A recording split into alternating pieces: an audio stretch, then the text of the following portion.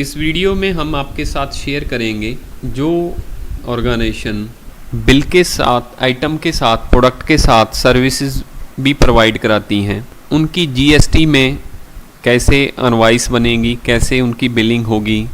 For example हमारे बहुत सारे बिजनेसमैन भाई हैं, कंप्यूटर वाले, जो हार्डवेयर के साथ साथ हार्डवेयर की सर्विस भी प्रोवाइड करते हैं। रिपेयर की सर्विस है, एनुअल मेंटेनेंस चार्जेस हैं। ऐसे ही सीसीटीवी वाले बिजनेसमैन भाई हैं जो साथ में सर्विस देते हैं।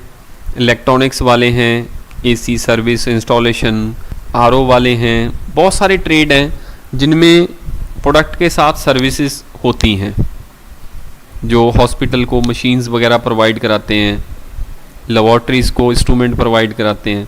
बहुत सारे ऐसे हमारे यहाँ पे बिजनेस हैं। उन बिजनेस को जीएसटी पे कैसे कंप्यूटराइज करना है, कैसे उनकी बिलिंग होगी, इसके बारे में हम आपके साथ शेयर करेंगे, डिस्कस करेंगे। ये ईआरपी में सबसे पहले आपको मास्टर में आके जिस प्रोडक्ट और सर्विस में हम डील करते हैं उनके यहाँ पे मास्टर्स क्रिएट करेंगे। तो मास्टर क्रिएट करने के लिए आइटम में मास्टर पे क्लिक करेंगे। यहाँ पे लिस्ट आ गई, अगर कोई प्रोडक्ट बना होगा तो लिस्ट में आ जाएगा। यहाँ पे न्यू, हम फर्स्ट टाइम क्रिएट कर रहे हैं तो यहाँ पे न्यू पे क्लिक करेंगे। जैसे मैंने यहाँ पे एक आइटम बनाई कंप्यूटर, यहाँ पे मैंने डाल दिया कंप्यूटर और उसके बाद यहाँ पे HSN कोड डाल दिया। इसको मैंने ले लिया 18% में। ये हमारा प्रोडक्ट है, कंपनी ले लेंगे, ग्रुप ले लेंगे, इसको ले लेंगे हम पीसेज में और इसको कर देंगे हम यहाँ पे। कोई भी इंफॉर्मेशन डालनी है डाल सकते हैं, छोड़नी है छोड़ सकते हैं और यहाँ पे हम इसको कर देंगे सेव। इस तरह से हमने एक आइटम बना ली रिपेयर चार्जेस, यहाँ पे बना लिया रिपेयर चार्जेस।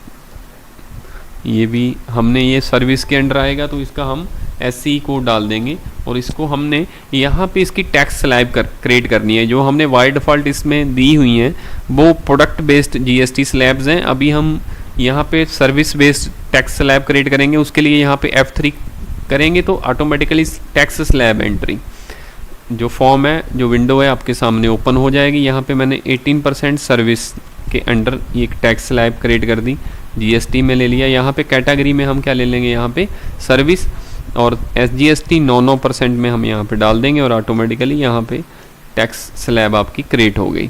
इस तरह से इस ERP में आप देखेंगे कि कल को कोई भी टैक्स में चेंजेस आती हैं, कोई भी मतलब उसकी स्लैब में वेरिएशन आती है तो आप अपने अकॉर्डिंग चेंज कर सकते हैं। ऐसा नहीं है कि आपको नया फिर कंपनी से अपडेट मिलेगा, फिर अपडेट करना पड़ेगा, उसका अपडेट चार्ज देना पड़ेगा।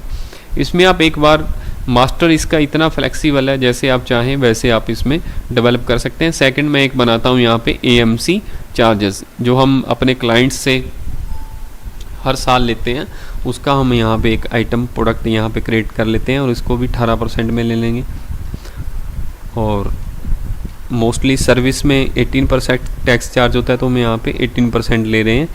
बाकी अकॉर्डिंग टू आपकी ऑर्गेनाइजेशन आपको पता है और लिस्ट भी मिल जाएगी कि इस आइटम पे कितना टैक्स लगता है, उसके अकॉर्डिंग आप क्रिएट कर सकते हैं। और इसको हमने सारे प्रोडक्ट यहाँ पे डिफाइन कर लिए। उसके बाद हम सिंपली अपनी बिलिंग करेंगे।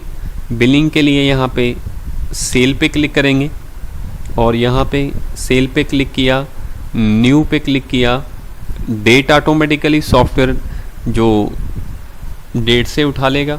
यहाँ पे ऑटोमेटिकली पार्टी को अगर हमने क्रेडिट का बिल देना है, मतलब आधारी का बिल देना है तो क्रेडिट ले लेंगे, अगर कैश का बिल लेना है तो कैश ले लेंगे। यहाँ पे क्रेडिट ले लिया मैंने और यहाँ पे F3 किया मैंने और जैसे ही F3 किया मैं यहाँ पे कोई विकास एंड कंपनी एक ऑर्गेनाइजेशन है उसको हम यहाँ पे बिल देते हैं। ये कंपनी जनरल रिटेल कस्टमर है तो यहाँ पे ग्रुप में कस्टमर डाल देंगे, उसका एड्रेस वगैरह यहाँ पे सिटी दिल्ली डाल दिया, स्टेट दिल्ली डाल दिया और स्टेट कोड जीएसटी में कंपलसरी है, इसलिए जैसे ही आप अपनी बिलिंग वगैरह करते हैं तो स्टेट कोड ज़रूर डालिए। और यहाँ पे उसका मोबाइल नंबर, पार्टी का कॉन्टैक्ट नंबर और यहाँ पे सारी डिटेल डाल देंगे। उसके बाद पार्टी टाइप में आके यहाँ पे हम एक चीज़ डिफाइन करेंगे, वो क्या है, विद इन स्टेट कंज्यूमर, मतलब ये कस्टमर है हमारा जिसके पास जीएसटी नंबर नहीं है। तो इसके साथ क्या होता है कि जैसे ही हम बिल करते हैं तो ऑटोमेटिकली ये सॉफ्टवेयर यहाँ पे जो हमने डिफाइन किया, ऑटोमेटिकली अगर आप जैसी पार्टी का नाम उठाएंगे ऑटोमेटिकली ये टाइप मतलब किस टाइप का हमने वाउचर देना है। यहाँ पे कोई गलती होगी कि हमने उसको टैक्स इनवॉइस दे दिया, रिटेल इनवॉइस देना था, मींस कि हमने ऐसी इनवॉइस दे दी किसी पर्सन को जिसके पास जीएसटी नंबर नहीं है, तो वहाँ पे रिपोर्ट्स में हमारी जो जीएसटी की रिपोर्ट्स है वो गलत हो जाएंगी। ये इनवॉइस यहाँ पे हमने पार्टी को एक कंप्यूटर सेल किया है, यहाँ पे कंप्यूटर ले लेंगे। रिटेल में हमारा मोस्टली इंक्लूसिव होता है, तो सॉफ्टवेयर में आप एक चीज़ देखेंगे यहाँ पे ऑटोमेटिकली आप जैसे ही प्राइस डालेंगे ऑटोमेटिकली ये टैक्स अपने आप निकाल देगा। बहुत सारे मतलब ऐसा होता है कि पहले हमें कैलकुलेटर उठा के इंक्लूसिव निकालना पड़ता है, ऐसा कुछ नहीं है। और इस तरह से आप ये यहाँ पे कर सकते हैं, इंक्लूसिव अपने आप आएगा। और यहाँ पे फिर हम उसके ऊपर लगाएंगे चार्जेस। सपोज़ करो हमने पार्टी को एक कंप्यूटर दिया है, उसका इंस्टॉलेशन चार्जेस है 500 रुपया, तो यहाँ पे हमने जो इंस्टॉलेशन चार्जेस है उस पर भी टैक्स लेना है, तो यहाँ पे प्लस के बटन पे क्लिक करेंगे और ये चार्जेस हेड अपना ओपन हो जाएगा। ऐसे ही इंस्टॉलेशन चार्जेस मैंने यहाँ पे एक हेड बना लिया, उसका प्रिंट नेम में हमने इंस्टॉलेशन चार्ज डालना है। जैसे एसी वगैरह की प्रोडक्ट के साथ इंस्टॉलेशन चार्ज भी रहता है, तो उस कैटेगरी में, उस बिजनेस कैटेगरी में इस तरह के जो हेड्स हैं हमें क्रिएट करने पड़ेंगे। यहाँ पे इनडायरेक्ट हम इनकम ले लेंगे, इसको यहाँ पे ले लिया मैंने इनडायरेक्ट इनकम और इसको कर दिया मैंने सेव। डायरेक्टली अल्ट एस से भी कर सकते हैं। इंस्टॉलेशन चार्जेस आ गया, प्लस आ गया, एब्सोल्यूट अमाउंट आ गया, कौन से अकाउंट में पोस्ट करना है। और यहाँ पे एक चीज़ देखेंगे कि जो हेड है उसके ऊपर भी यहाँ पे हमने जीएसटी इम्प्लीमेंट किया है। बिकॉज बहुत सारे हमने ईआरपी देखी है, उन्होंने क्या किया कि हर चीज़ के लिए एक आइटम बना दी है। इंस्टॉलेशन चार्जेस बेसिकली हमारी आइटम नहीं है, क्योंकि अगर हम इसको आइटम बना देंगे, क्योंकि हमने ये अलग से अपने ट्रेडिंग अकाउंट, प्रॉफिट लॉस सभी जगह इसको शो करना होता है, तो वो हमारे शो नहीं होंगे अगर हम इसको आइटम बना देंगे। अगर हेड वाइज लेंगे तो वहाँ पे हमें ये भी पता चलेगा कि जो इंस्टॉलेशन चार्जेस हैं उससे हमें कितना इनकम हुआ है या हमारा कितना हमने पे किया है। और यहाँ पे हमने ले लिया 18% और इसका यहाँ पे हमने HSN कोड डाल दिया और इसको कर देंगे हम सेव। और जैसे ही हम इसको सेव करेंगे, यहाँ पे लिस्ट में जैसे ही आपने विंडो क्लोज़ की तो यहाँ पे देखेंगे इंस्टॉलेशन चार्जेस आ गया। यहाँ पे इंस्टॉलेशन चार्ज मैंने पिक किया और यहाँ पे एंटर किया और यहाँ पे हमने चार्जेस डाल दिए 500। जैसे ही मैंने 500 लिया, ऑटोमेटिकली इसके ऊपर लोकल इनवॉइस दे रहे हैं पार्टी को, तो SGST CGST ऑटोमेटिकली कैलकुलेट हो गया। इसके साथ जैसे ही हम विंडो को सेव करेंगे, बिल को यहाँ पे मैंने सेव किया, अपडेट किया इनवॉइस को, इसको क्लोज़ कर देते हैं। अभी मैं इसका फैक्ट आपको दिखाता हूँ रिपोर्ट्स में। ये बिल फॉर्मेट तो इसमें कस्टमाइज जैसे भी आप चाहते हैं वैसे बन जाएगा। उसके बाद अगर आप अपनी यहाँ पे डे बुक में देखेंगे तो पूरा यहाँ पे इंस्टॉलेशन चार्ज 500, पार्टी के अकाउंट में इतना पैसा, सेल अकाउंट में इतना पैसा, सारा ऑटोमेटिकली आपका कैलकुलेट हो गया। तो इस हिसाब से जितने भी आपके चार्जेस हैं वो सारे स्टैंड करेंगे और सारे आपको दिखाएंगे। इस तरह से मैं अपना प्रॉफिट लॉस अकाउंट देखता हूँ, वो यहाँ पे अब तो बैलेंस शीट आप कुछ भी इसमें चेक करेंगे यहाँ पे, और यहाँ पे इंस्टॉलेशन चार्जेस मेरा शो हो रहा है। इस पर डबल क्लिक करेंगे, क्यों है ये, उसकी लेज़र ऑटोमेटिकली यहाँ पे ओपन हो जाएगी। उसके ऊपर डबल क्लिक करेंगे, फिर ऑटोमेटिकली बिल पे हम आ गए। यहाँ पे कुछ भी चेंज करेंगे, गलती से हमने कुछ भी डाल दिया, 500 नहीं 700 डालना था, कुछ भी यहाँ पे चेंज करेंगे, अपडेट करेंगे, automatically up to balance sheet सारी चीज़ें रिफ्लेक्ट करेंगी। इस तरह से जो भी बिजनेस में, जितने भी इस तरह के बिजनेस हैं जो चार्जेस पे GST लगाते हैं, उसको हम ऐसे मेंटेन करेंगे।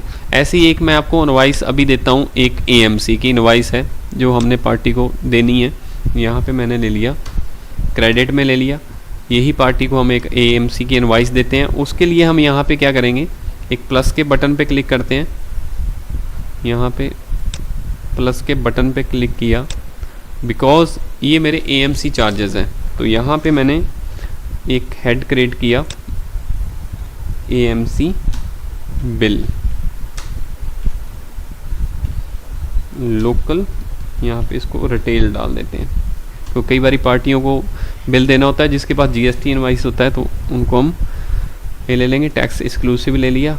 और उसके बाद इसको हमने कौन से अकाउंट में पोस्ट करना है यहाँ पे हम डिफाइन करेंगे। यहाँ पे F3 करेंगे। यहाँ पे मैंने एक बना लिया AMC चार्जेस अकाउंट बना लिया मैंने। यहाँ पे इसका अलग से हम एक ग्रुप बना सकते हैं या इनको डायरेक्टली यहाँ पे हम इनकम डायरेक्ट डायरेक्ट में कर देंगे तो आपका ट्रेडिंग अकाउंट में शो होगा, इनडायरेक्ट कर देंगे तो यहाँ पे प्रॉफिट लॉस में आएगा। AMC चार्जेस आ गया, इसको हमने ऐसे करके कर दिया। रिटेल यहाँ पे हमने अगर लोकल रिटेल का देना है तो यहाँ पे हम क्या लेंगे, यहाँ पे ले लेंगे रिटेल इनवॉइस और उसके बाद इसको कर दिया मैंने सेव और यहाँ पे सेव का AMC रिटेल इनवॉइस। ऑटोमेटिकली यहाँ पे हमने AMC चार्जेस डाल दिया।